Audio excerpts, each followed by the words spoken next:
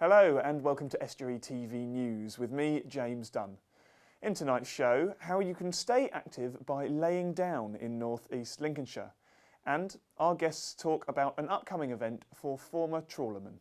But first, here's Richard Morris with the news headlines.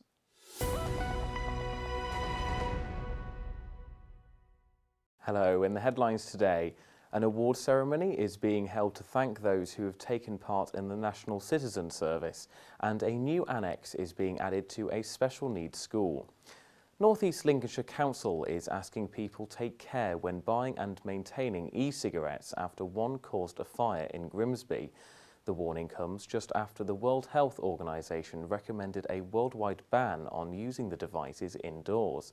But the council isn't telling people not to use them, just to be careful after a fire was started last summer when someone used the wrong kind of charger. Community Protection Manager Neil Clark is advising people to make sure the right charger is used, not to leave them charging unattended for long periods of time, and to only use reputable retailers. Firstly, we know e-cigarettes have become very popular with over 2 million users. But what we want to do is to warn users of the risks when it comes to charging the product, to ensure that only the charger supplied with that original product is used.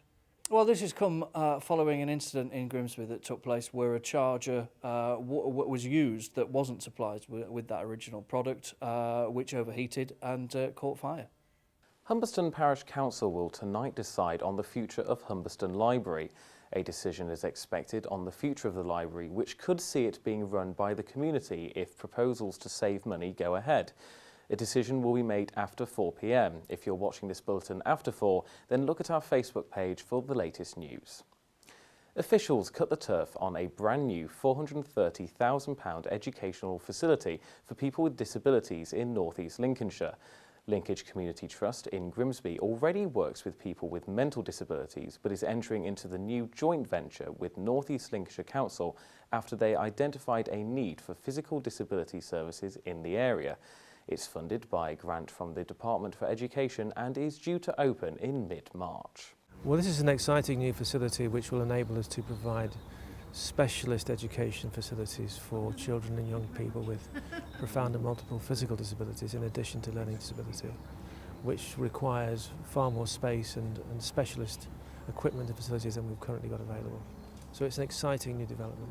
Very much North East Lincolnshire ourselves identifying a gap in the market, if you like. North East Lincolnshire discovering that they didn't have the right type of facilities for this sort of young person with very special needs for physical support as well as learning disabilities.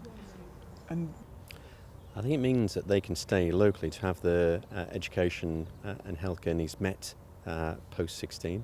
It will allow those young people to have the support of their family in a local institution. And we also think, because of Linkage's track record, we envisage really positive outcomes coming from this real concern. A ward at Scunthorpe Hospital has been closed due to diarrhoea and vomiting.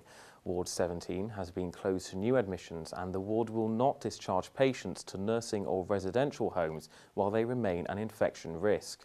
Dr. Peter Cowling assured the public that the illness only lasts 24 hours and that it rarely causes serious medical problems.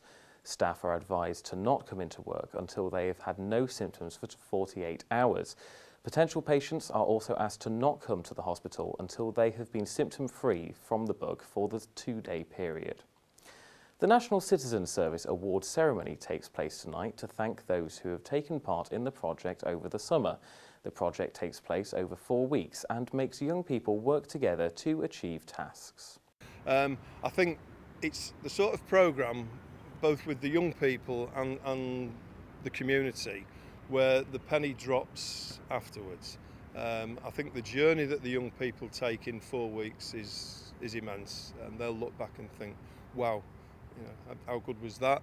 I think in terms of local communities, and if you take that nationally, then society as a whole, the fact that young people are becoming more friendly with they're breaking down the barriers and the stereotypes, so in terms of different schools, different areas of town, people are now friends rather than being territorial or tribal.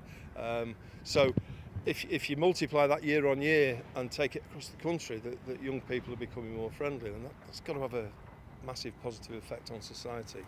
This evening's function, if everybody turns up, which I hope they will, I'm looking at somewhere between 600 and 650, which is 200 young people and their friends, family and supporters. Bye for now. Thank you, Richard. Now, wherever you live, there's bound to be a gym nearby, and the Keep Fit movement is really gaining steam in the UK.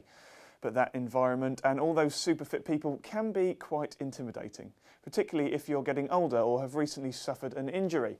But there are alternatives. Sports correspondent Dan Kemp went to Grimsby Leisure Centre to see how some people are taking a different route to staying active. You don't just have to go to the gym to lose weight. That's what people at Links Inspire are saying, and are now encouraging people to try out their alternative exercise. The turning suite at Grimsby Leisure Centre is relaxed, but no less effective for those looking to stay fit.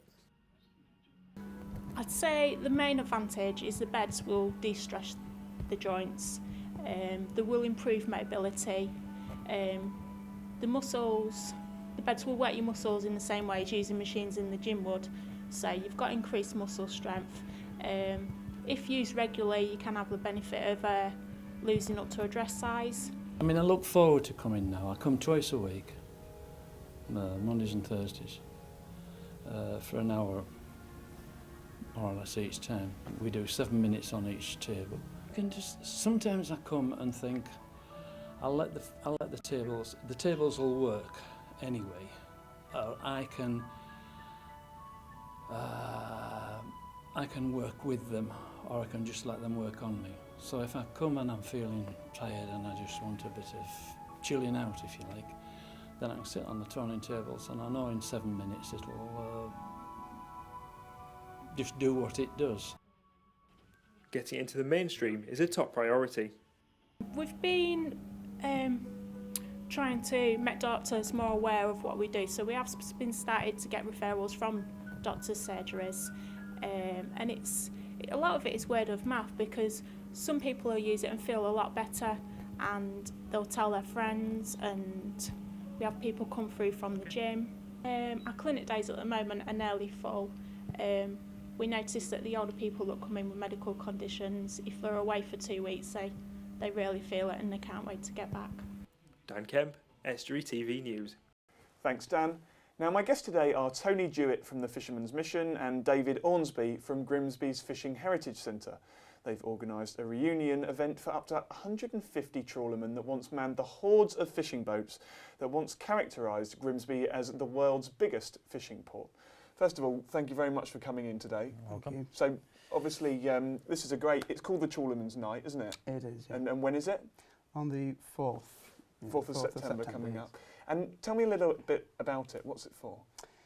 It's to try and bring together as many trawlermen at the Fishing Heritage Centre as we can. We've had free admission for fishermen at the Fishing Heritage Centre for a long time, but we'd like to see more people sort of making the most of that. It's a tribute to fishermen, the Fishing Heritage Centre, so it's brilliant to see more of those people come in. Yeah. And obviously, you know, Grimsby was once the biggest, well, it called itself the premier fishing port in the world. How did this event come about? It was when myself and the operations officer, Sophie Wignall, at the Fishing Heritage Centre attended a book launch, I think, at the Fisherman's Chapel, Duncombe Street. We were both quite moved, really, by that. Because it's a fantastic place, isn't it? It's beautiful, the Fisherman's Chapel. Yeah, all along the left-hand wall are names going back over 100 years of local fishermen that lost their lives in, as we say, what was regarded as the most dangerous job in the UK.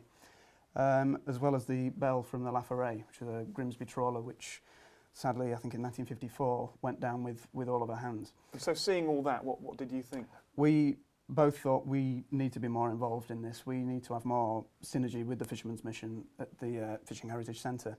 And that then consequently led us to speak with Tony and arrange a number of meetings at the Fishing Heritage Centre and involve more senior management, Sue Marshall at the centre.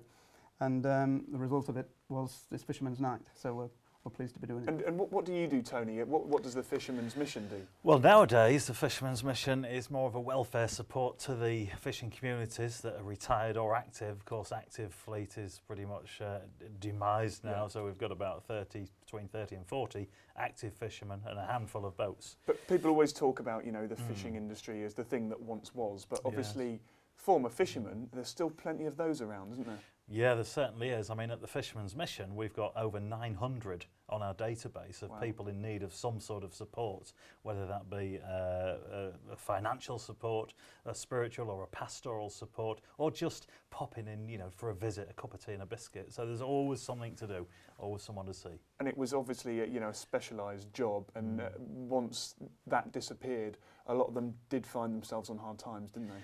They certainly did. A little bit like the mining industry, really. When that collapsed, it left great holes in, the provision for later on in life, because inevitably the pensions weren't in place. And it's very similar to the fishing industry. The same sort of troubles and problems came along. But I suppose another similarity is like the mining industry. It was a really tight-knit community. Yeah. So I suppose this night that you've got organised at the Fishing Heritage Centre, called the Trawlerman's Night, this will be a great chance for them all to get together, won't it? Oh, Certainly hoping so, yeah. How many people do you expect to come along? Well, it's 150. It's been capped at 150, but we were just talking outside of here today, and Dave was saying, wouldn't it be great if this could continue annually as an event to bring fishing communities together, to just talk to each other and just let everyone know that they still exist and they're all in the same boat, really, so to speak. You told me earlier. You told me earlier you weren't sure if you'd get 150, but actually you're looking like filling it to capacity, aren't you? Dave? It was from the first time that we announced it on social media and in local newspapers. The phones were ringing all day at the Fishing Heritage, and then speaking with Tony, he said he had a number of people. So from the off, and now of course we're into single figures. So we're thrilled with the response that it's had. Yeah. People are just keen to get out and see friends of yesteryear, if you like, and hope to bump into people, maybe old crew, and I'm sure that they will on next Thursday. And I bet some of these guys have got, you've talked to them, Dave, I bet some of these guys have got some great stories. The fishermen, I know from my own grandfather, that they're full of stories, that they shared something really special between them that I suppose, that they want to share with people, and to have so many of them in the same building, I think it'll be a fantastic night. Yeah. And you got a buffet? Oh, we do. Yeah. Buffet, drinks. The Yeah. Freeman's Arms pub in the Fishing Heritage Centre. We're taking the mannequins out, and we're going to have real people in there. So they'll be quite at home, I think. Really good. And you've got people from various boats and all ranks as well, haven't you? Oh yes. All kinds of people, skippers, right down to deckhands on there. Yeah. And not just the big trawlers as well. There's a big community for seinated boats as well, and there's a number of people from those as well that are coming as well. And I'm just going to ask you one more time. When, what time, and how do people get in touch if this is something they do want to come along to? Well, I think it's next Thursday, the 4th of September. It's from 6 p.m. Till about 10 o'clock. About 10 o'clock. I think the Ross Tigers open until 8. Yeah. But tickets are going very fast, and it wouldn't surprise me by the time we get to the end of the day, they'll be gone. So it's critical that people get in touch now, and that's the Heritage Centre or the Fisherman's Mission. And as you say, if people aren't so lucky enough to get one this year, hopefully it could be an annual thing. The big thing to talk about as well is during the night, all of the fishermen are going to receive what we call a skipper's ticket, which gives them unlimited access to the Heritage Centre. They don't need to attend this night to get that ticket. They can call in any time as an ex-fisherman. And of course, it's their museum, it's their centre. That's brilliant. So thank you very much, both of you, for coming. And I'm sure that's going to be a brilliant night for everyone involved. Thank you. Now, I'm afraid that's all we've got time for today, but don't forget that if you have got some news that you'd like to share with us, you can get in touch by calling us on Grimsby 315561, via Facebook or Twitter at Estuary TV, or email us on news@estuary.tv. Thanks for watching. Bye for now.